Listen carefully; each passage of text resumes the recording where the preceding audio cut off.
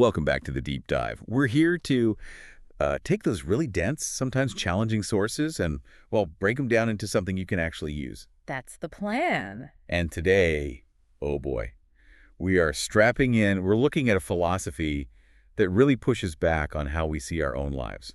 It basically says, stop being an employee in your life. Start acting like the CEO. Precisely. We're focusing squarely on Dr. Michael and his ideas, particularly from one of his pretty intense live streams. The whole thing revolves around this one core concept. Your life is your first business. Yeah, and this isn't just like feel-good theory. The source itself, it's long, it's super high energy. It's this mix of personal stories and really practical, almost like brass tacks business advice. It is motivational, definitely, but there's a framework underneath. Sometimes it feels pretty demanding, honestly, a structure for managing your life with measurement. What's fascinating, too, is how he delivers it.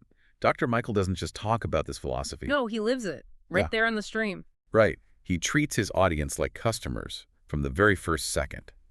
It's an immediate demo of demanding value for what you offer. It really is. So our mission today for you listening is to sort of pull apart this high energy delivery and see if we can build a usable blueprint from it. Extract that core framework for running your personal life, your number one business, with the kind of focus and, measurement you'd usually see in a big company. Let's get into it. So the stream kicks off and the vibe is instantly set. It's friendly. You know, good morning, happy Saturday. Yeah, very upbeat. But then, boom, immediately there's this explicit demand. He's not just hoping people engage. No, he's requiring it. It's quite something. It really is the first demonstration of his core idea. Demand your worth. He launches straight into this 10 for 10 goal. 10,000 likes in 10 minutes. And he's very clear this isn't just about vanity metrics for the platform. Right. It's framed as a test. A test of the audience's respect for the value they're about to receive. He flat out says, you have to demand what you are worth. That's the entry point. He completely sidesteps any idea of it being a favor or him asking nicely.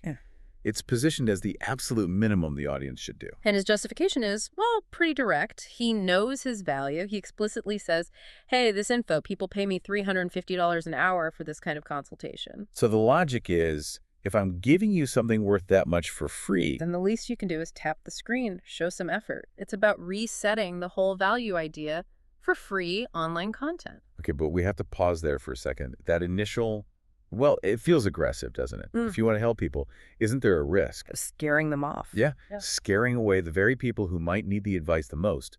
Maybe people just starting out who feel intimidated. That's a fair challenge, and Dr. Michael seems to anticipate it. His answer is tied up in his distinction between confidence and arrogance. He calls that tapping the gate fee. The gate fee. It's the cost of entry. His perspective is, if you're not willing to put in that tiny bit of effort, a few taps, maybe you haven't really bought into the idea of investing in yourself yet anyway. So it's teaching a principle immediately. Exactly. Give first. Don't just wait to receive everything for nothing. It's not just about his count. It's about getting you to internalize that value exchange from the start. So it forces you out of being just a passive consumer. You become an active participant right away. Right. Makes the information feel more valuable because you paid something. Precisely. And this confidence, this willingness to demand engagement right up front, it leads straight into the next piece. Guarding the value and setting really firm boundaries. He says it point blank. I am not for everybody. Which is a fundamental business decision, right? Know your audience. Be okay with not appealing to everyone. Totally. He argues that real confidence comes from knowing you deliver value. And if someone sees that as arrogance, he suggests it's probably because his confidence is challenging their own value system. Interesting. So if they haven't demanded their own worth, seeing someone else do it feels uncomfortable, maybe threatening. That seems to be his take. He doesn't back down or apologize. It becomes a kind of filter for who should be in his audience, who resonates with that energy. And he doesn't just assert this value, he tries to back it up. He talks about track record. He's not just saying, trust me. He mentions specific examples. Lives changed since he started this path. He even gives the date, September 1st. He talks about people leaving his sessions, even free ones. As a different person. Yeah. Feeling like they got something they would have paid for. Exactly. That claimed track record is what gives him the justification in his mind to set these boundaries. Non-negotiable. Right from minute one, he's already acting like the CEO before he even introduces the first main principle. Okay, so we've paid the gate fee, metaphorically speaking. We're in. Now, Dr. Michael starts laying the groundwork for actually running this life business, Yeah. and it starts with affirmations. Right, but he frames them differently than just, positive thinking. He calls them practical tools. Mm. Mini prayers, said to yourself. Many prayers. And the power, he says, is that whatever you speak, you benefit from first.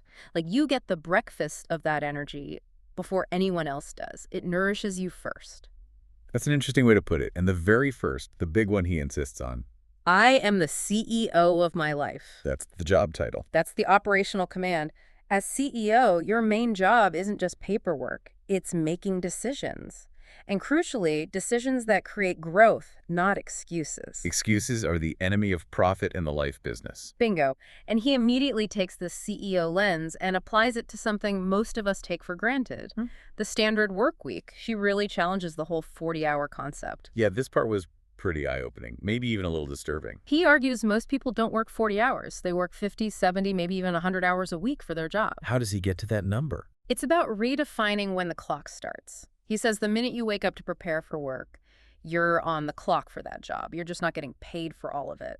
Okay, walk me through that. The example he uses is traffic, right? Like in big cities. Exactly. If you have to get up at, say, 4 a.m. to deal with a nightmare commute, Just to be at your desk by 8 a.m. and then you don't get home until maybe 10 p.m. because of the evening commute and unwinding, you've effectively dedicated 18 hours of your day, your life, to that job structure. But you only got paid for 8 or 9 of those hours. Right. So in his calculation, you're giving maybe 10 hours of unpaid, high-stress time around the job every single day. Preparation, commute, recovery. That's a massive hidden cost on your life's balance sheet. That's the true cost of that employment structure versus, say, being self-employed where you might control those hours differently. And he ties this directly to physical health. He calls it a killing lifestyle. He points to things like high blood pressure, kidney issues, high cholesterol, saying they're rampant because people are under the constant strain of this 100-hour commitment they don't even realize they've made. It's the lack of awareness that he really hammers home. He references that idea of people perishing for lack of knowledge, but flips it slightly. How so? He says they perish because they refuse to become aware of the real problem first.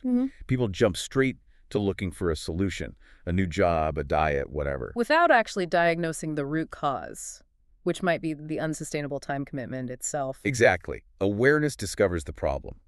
Only then can the right solution actually appear.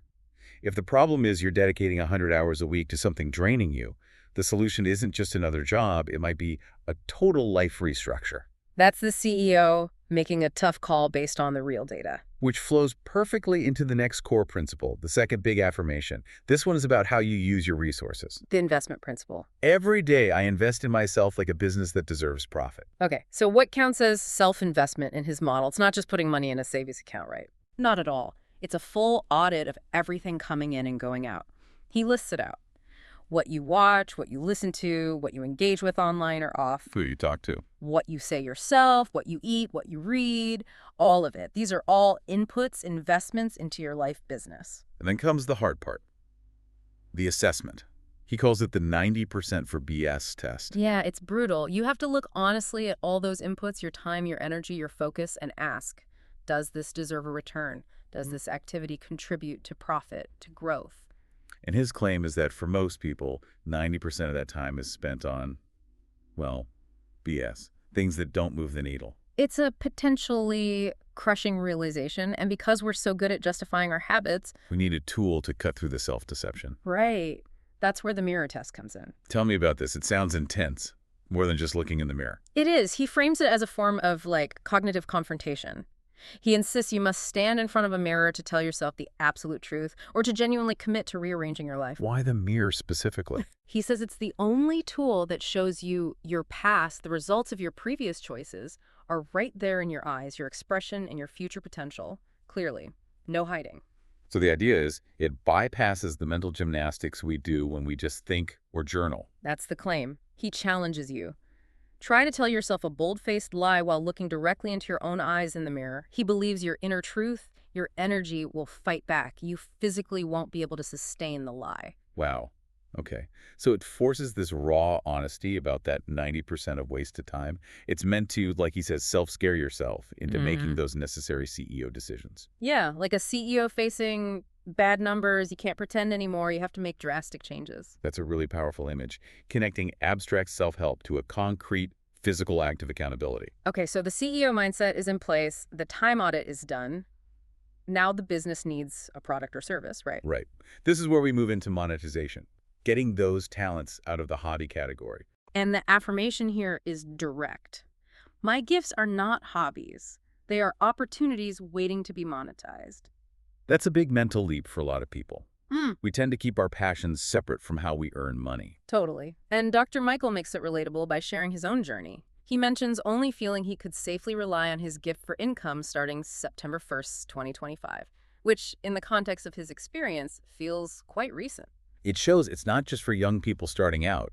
It's a conscious pivot you can make at any stage. And this leads to something really striking. Hmm. His transparency about the financial side of turning gifts into products. The reality check. This part really stood out. It shows a lot of vulnerability, actually. He talks about his ebooks. Yeah, he has 7 of them, priced really low, $7 each, with videos from past sessions. But then he admits, Despite this huge audience talking to over 150,000 people, he's only sold like 3 or 4. just pause on that ratio for a second, 3 or 4 sales out of 150,000 potential interactions. If you were any other entrepreneur looking at those numbers, You'd call it a complete failure, a disaster, shut it down.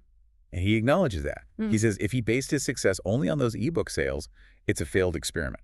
So why does he keep going? This is where that delayed gratification piece becomes really concrete. Right. How does he justify continuing the streams, the effort? He says he relies on his gut, yes, but also on the impact he sees.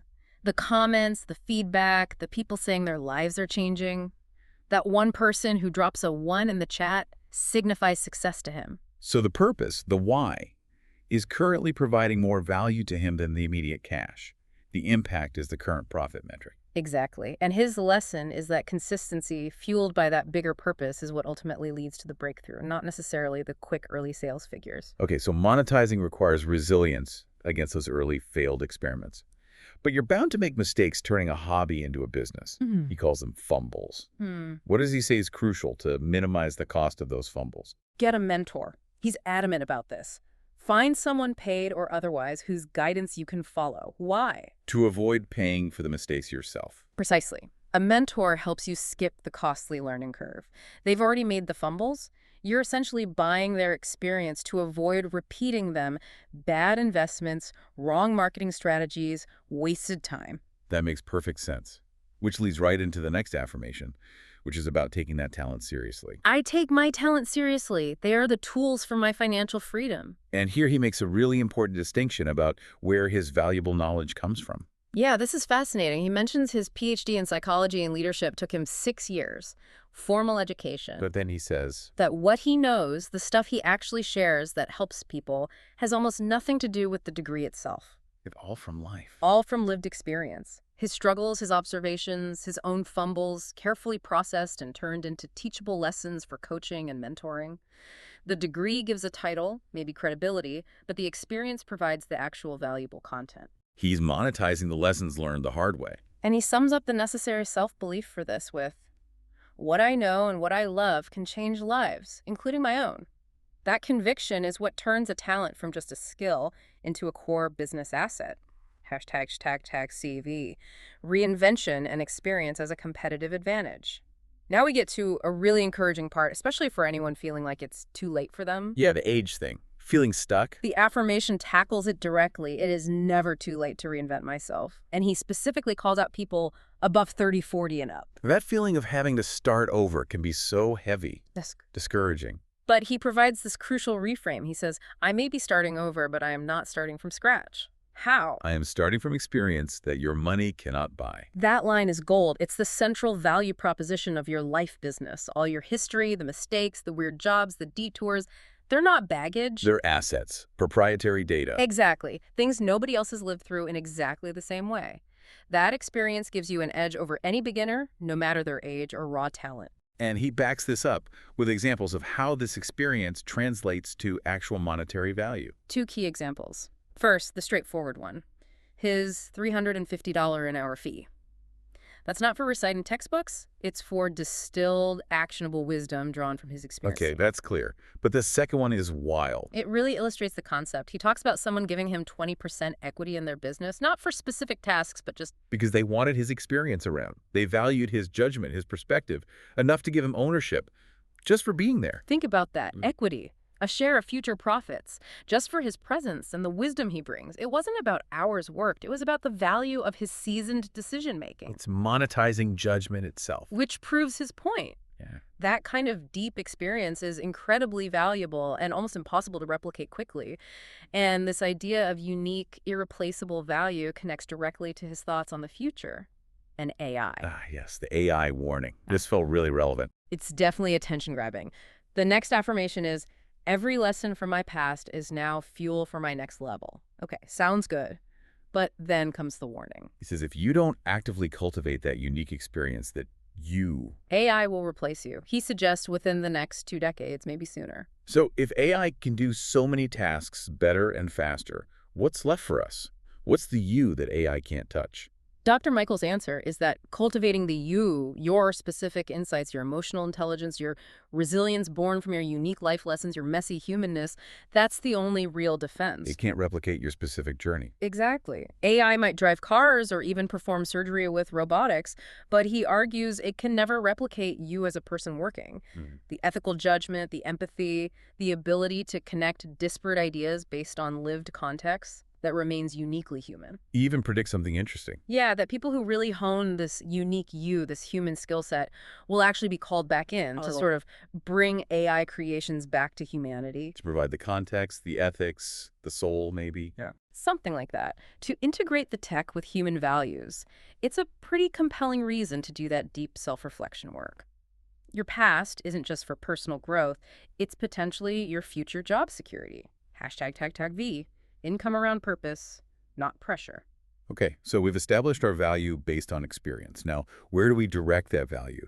This section is about aligning income with purpose. Right, the affirmation, I build income around my purpose, not pressure. And pressure here means... It means being driven solely by the need for money, or, maybe even worse, living out someone else's dream for you, like family expectations. You see that all the time. Right. The person pushed into law or medicine who feels totally unfulfilled. And then maybe years later makes a huge shift into something like art or teaching, just chasing that feeling of purpose they miss. They lived under pressure, not purpose. So purpose, according to Dr. Michael, is about what? Solving huge problems. Not necessarily. He actually encourages starting small. Purpose is fundamentally about solving problems, being useful. But don't feel you need to, like, solve world hunger on day one. He gives that great example from Lagos, Nigeria. The woman selling amala. Yes, a fantastic case study. Amala is a basic, staple food. Very common. But she made $1 billion naira from it. How? It wasn't just about cooking well. Her genius was seeing the bigger problem. Not just people want amala, but people want amala delivered conveniently in a huge, busy city. Ah, so she tackled the logistics. Exactly. She thought bigger. She used delivery bikes, turning a simple food stall concept into a large-scale service and logistics operation. She solved a basic need, access to food, but applied serious business thinking to the delivery. Proving you can find massive success solving seemingly simple problems if you think strategically. Absolutely. Purpose met business acumen. So how do you find your purpose then? He offers a kind of litmus test. The acid test for purpose. What is it? Find something basic you enjoy and can do easily. Then ask, could you do this for free, at least for a while, and still feel fulfilled by it? If the answer is no, if you only feel good doing it when the money comes in. Then you probably haven't found your core purpose yet. Fulfillment has to be the first metric. The money, he believes, follows when you're genuinely serving from a place of passion. Which connects to the next statement. I choose alignment over anxiety. Because anxiety, in his view, is that frantic energy, that running around in directions that aren't truly yours. It leads to wasted effort, wasted life. Alignment brings peace, focus. Yeah, it leads to the flow of profit. When I serve others with passion, profit naturally flows. But, and here's the crucial link back to his own ebook story, it requires delayed gratification. It works, but maybe not overnight. Almost certainly not overnight. You have to trust the process. Okay, let's get practical. He gives some detailed advice on turning these gifts, these hobbies, into actual products or services. He does. He encourages looking at your natural skills, organizing, writing, teaching, planning, and thinking about how to package them, event planning, virtual assistant services, coaching programs. Moving from just being good at something to offering a defined service. Exactly. And he's big on leveraging technology. He talks about the self-publishing revolution. Right, saying traditional publishers are getting bypassed by tools like Canva, AI writers, etc. His advice is blunt. Self-publish, self-sell, take control. Don't wait for gatekeepers. And then he gives that incredibly detailed example. The hair braider creating a video course. Yeah, that was a mini masterclass in itself. Really tactical. Let's break down his advice there. Low-cost production. He stressed bootstrapping. Use natural light, it's free. Use a brick to prop up your phone. No fancy equipment needed initially. Focus entirely on delivering valuable content. But also pay attention to the little things. Yes, he mentioned watching for distracting speaking habits like saliva splattering, very specific, and editing well, using keywords so people can find you, simple production, professional content, and clarity.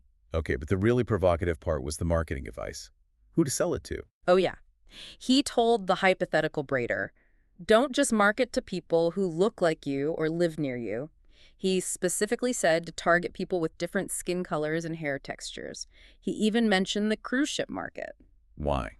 What was his reasoning? It was based on a pretty tough observation he shared. He said essentially that sometimes we don't patronize and buy anything from each other as readily as other groups might. Whether that's accurate or not broadly, his advice was purely strategic. Forget sentimentality, find the market that pays.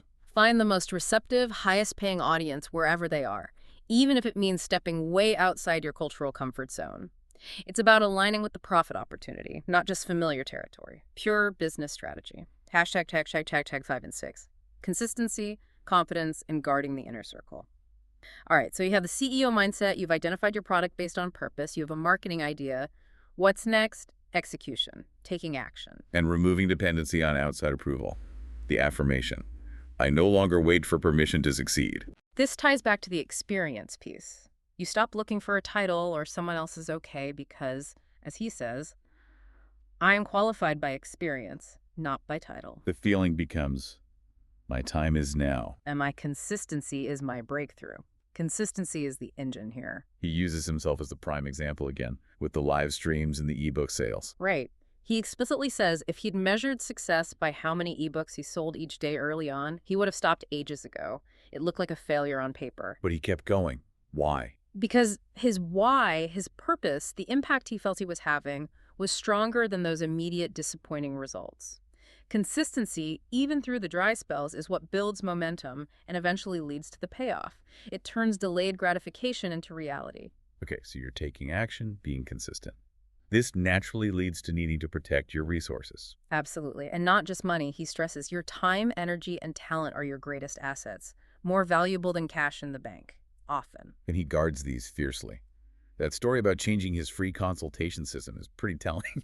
It really is. It shows how even generosity needs boundaries in business. He offered free 30-minute calls, a huge time commitment. But he had lots of no-shows, people just not turning up, wasting his time. So he adapted. He made getting a phone number mandatory on the booking form, not for marketing, but so he could call them beforehand to confirm. He'd spend his own time and money to check if they were still coming. Yes, because he said he understands life happens, things come up. He wanted to offer grace, but he couldn't afford to have his time just casually wasted. And if they still didn't show up after he called to confirm? Blocked. Done. He framed it as, if you waste my time after I've made that effort, you wasted my life. Relationship terminated. It sounds harsh. It does. But it's about treating your time and energy like the precious, finite capital it is. Protecting your bandwidth. So if success isn't just measured by sales, how does he suggest we measure results, especially early on? By impact. One person. He doesn't need thousands to feel successful. He uses that biblical analogy of Abraham becoming a nation from just one man. Applied to his live stream. He just needs one person to type drop a 1 in the chat, signaling they got value. That one positive impact is enough fuel. It validates the mission for that day and powers the consistency for the next. That intensity, that boundary setting. Yeah. It must come at a social cost sometimes, right? He talks about that. He does. He's very open about it. He shares being called intimidating because he's passionate. He talks about people, even former classmates, actively avoiding him or excluding him from gatherings. Because they felt he would overshadow them. It's a common reaction, isn't it? When someone really steps into their power and operates with clear, high value, it can disrupt the status quo in relationships. His response isn't to shrink back, though. No, he doubles down on the boundaries. Unsentimental boundaries. The WhatsApp example is staggering, blocking 164 people from seeing his status updates. 164. Why? He identified them as potential sources of negative energy, people who might criticize or shoot down his new reinvention while it was still fragile. Like protecting a seedling from harsh weather. Exactly. Especially in those early stages. Remember the 3 ebook sales stage? You can't afford that negativity. He says there's no sentiment. You have to ruthlessly curate your inputs to protect your focus and energy. Sentimentality is a liability in the business of life. Wow. And that connects to his final point in this section about feeling used. Yeah, this is another piece of tough medicine. His take on people who feel constantly used or taken advantage of. Is that they often allowed it. Essentially, yes. He argues they might have presented themselves as a platter to be used. They didn't establish their value up front, didn't set boundaries, didn't charge a fee. He says, you are the one that you were letting yourself being used, knowingly or unknowingly. The implication is, if you had asserted your worth from the beginning, demanded the jate fee, in whatever form the interaction would have been a respected transaction, not exploitation. Monetize your value, command respect. That's the CEO mindset applied to relationships. So, we've covered a lot. This deep dive really does offer a demanding but potentially transformative blueprint for rethinking your whole life. Let's try to boil down the core actions Dr. Michael is urging. Okay, the roadmap seems to start with stop drifting. Stop living on autopilot. That's step 1. Right. Then, actively run your life like it is an enterprise. Make a checklist for your goals. Treat it like a real business plan. And constantly create value, even if it's free stuff, initially PDFs, guides, whatever, to build that audience, that community. He calls it your customer base. And crucially, start building that email list now. Don't wait. He sees that as your direct line to your future customers, your distribution channel. And maybe the most vital piece of advice for actually getting started, especially when it feels overwhelming. The clarity paradox. We usually think we need a clear plan before we can act confidently. But Dr. Michael flips it. He insists. Confidence doesn't come from clarity.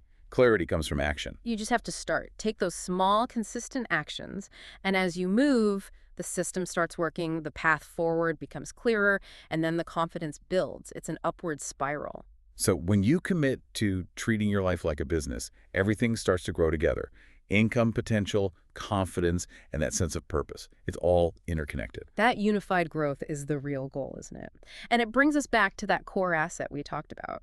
Your unique experience, yes, but also your character. Remember that story. The business owner who gave Dr. Michael 20% equity and showed him everything, financials, plans, everything, without an NDA. Without an NDA, because he said he valued Dr. Michael's character and judgment more than any legal document or physical asset. He trusted the person. The integrity, the seasoned perspective was worth more than the business secrets themselves. He bought the person, not just the skills. Exactly. So maybe the final thought we can leave you with today is this. Dr. Michael argues your experience is your ultimate competitive advantage, something money can't just buy. Right. If that's true, and if someone might trust you with their entire livelihood based purely on who you are, then how much is your character actually worth to the bottom line of your own life's business? Something to really think about. Dive deep on that one. Start managing your enterprise. We'll see you next time on The Deep Dive.